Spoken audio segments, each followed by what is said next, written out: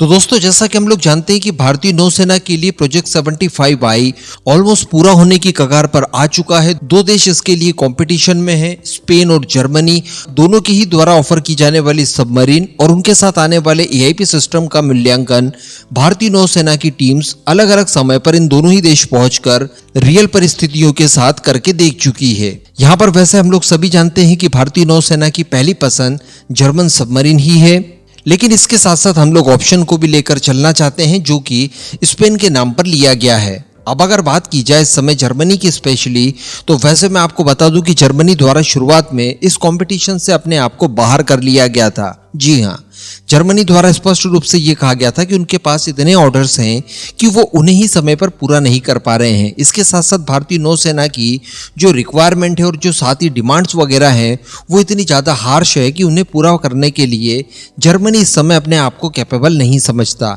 इस वजह से वो इस कॉम्पिटिशन से बाहर हो गए थे और ये सारा कुछ इसी वजह से हुआ था क्योंकि जर्मनी बहुत ज़्यादा लॉयल था चाइना के प्रति और साथ ही अमेरिका के प्रति भी। लेकिन इन सभी का खामियाजा जर्मनी को अच्छे से भुगतना पड़ा। मैं आपको पास्ट में एक वीडियो में बता चुका हूं कि वर्ष 2017-18 से ही जर्मनी का जो डिफेंस एक्सपोर्ट था उसमें लगातार गिरावट देखने के लिए मिल रही है। इसके साथ साथ रशिया यूक्रेन वॉर हो, इसके बाद इजराइल हमास वॉर हो, इन सभी के चलते भी जर्मनी की इकोनॉमी के ऊपर ठीक ठाक इम्पैक्ट इसका पड़ा है। और आज की परिस्थितियां ये है कि जर्मनी की जो GDP है वो नेगेटिव ग्रोथ की तरफ बढ़ रही है। ऐसी परिस्थिति में जर्मनी के अंदर एक बड़े स्केल का क्राइसिस जनरेट हो सकता है और भयंकर मंदी का सामना इन्हें करना पड़ सकता है। इसके अलावा ये लोग ये भी देख पा रहे हैं कि भारत के खिलाफ लगातार इस तरह की जो साजिशें की जा रही है और भारत को जो लगातार अनदेखा करने की कोशिशें की जा रही है, ये जिनके दम पर की जा रही है एक्चुअली ब्रिटेन हो या फिर अमेरिका हो, वो सारे देश भारत के साथ इस तरह की साजिशें तो कर ही रहे हैं, लेकिन साथ ही साथ साइड में भारत के साथ अच्छे संबंध भी इंजॉय कर रहे हैं और इसका लाभ उन्हें समय समय पर मिलते हुए जर्मनी देख भी पा रहा है। यही सारे कारण रहे कि जर्मनी द्वारा भारत को डिफेंस प्रोक्योरमेंट के लिए स्पेशल स्टेटस दिया गया कि भारत जब भी किसी तरह की डिफेंस इक्विपमेंट की डिमांड करेगा, कोई टेक्नोलॉजी की रिक्वायरमेंट होगी तो उसे फास्ट ट्रैक मोड पर फुलफिल किया जाएगा, ज्यादा अड़ंगे बीच में नहीं डाले जाएंगे, स्पेशल स्टेटस भारत को दे दिया जाएगा। तो ये सारी कुछ चीजें इसीलिए की जा रही है ताकि जर्मनी को भारत से ज्यादा उम्मीदें हैं और खासकर उनकी उम्मीदें टिकी हुई है प्रोजेक्ट 75I को लेकर, जिसके तहत 6 सबमरीन भारतीय नौसेना के लिए भारत के अंदर तैयार की जाएंगी। अब इन्हीं सबको लेकर जर्मन चांसलर भारत आए थे, वो भारत से वापस लौट भी चुके हैं।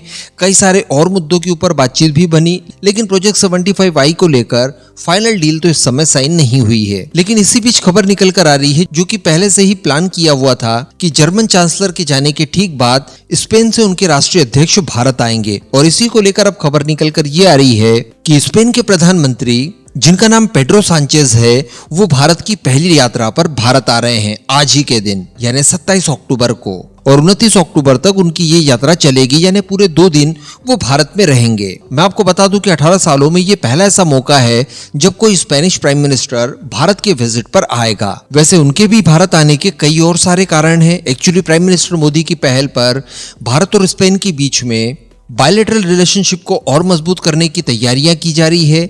इसके साथ साथ हम सभी लोग जानते हैं कि टाटा द्वारा भारत के अंदर ही गुजरात में C295 ट्रांसपोर्ट एयरक्राफ्ट का लोकल मैन्युफैक्चरिंग असेंबली वगैरह की जा रही है। इसके लिए बताया जा रहा है कि बड़ोदरा में इस एयरक्राफ्ट की फाइनल असेंबली लाइन का उद्घाटन भी इसी समय करना है, जो कि स्पेन के प्राइम मिनिस्टर के द्वारा करवाया जाएगा। साथ ही दोस्तों यहाँ पर P75I को लेकर भी विस्तृत चर्चा की जाएगी। तो अल्टीमेटली 2 विकल्प भारत के पास इस समय मौजूद हैं, दोनों ही भारत की सभी शर्तों को मानने के लिए तैयार हैं। अब यहाँ पर सिलेक्शन केवल और केवल भारत के ऊपर निर्भर करता है। वैसे भारत यहाँ पर कई सारी चीजों को देखेगा।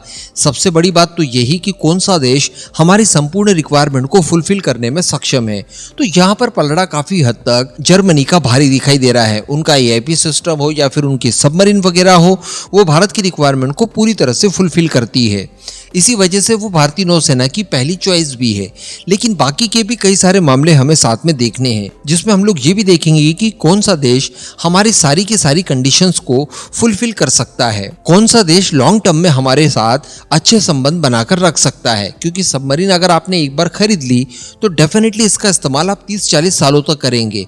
ऐसी परिस्थिति में बीच बीच में आपको स्पेयर पार्ट्स, मेंटेनेंस, इनके अपग्रेडेशन से संबंधित चीजों को लेकर उस देश की जरूरत पड़ेगी। तो कौन सा देश आपके साथ लंबे समय तक अच्छे संबंध बनाकर रख सकता है, इस बात का भी आपको ध्यान रखना होगा। इसके अलावा काफी समय पहले ही भारत की तरफ से इस बात का निर्धारण कर दिया गया था कि कीमतें भी यहाँ पर प्रमुखता से देखी जाएंगी। इसके अलावा कौन सा देश आपको इस बात की ज्यादा छूट दे रहा है कि इन सबमरीन्स के निर्माण में ज्यादा से ज्यादा स्वदेशी कंटेंट का इस्तेमाल किया जाए, इस बात को भी आधार बनाया जाएगा।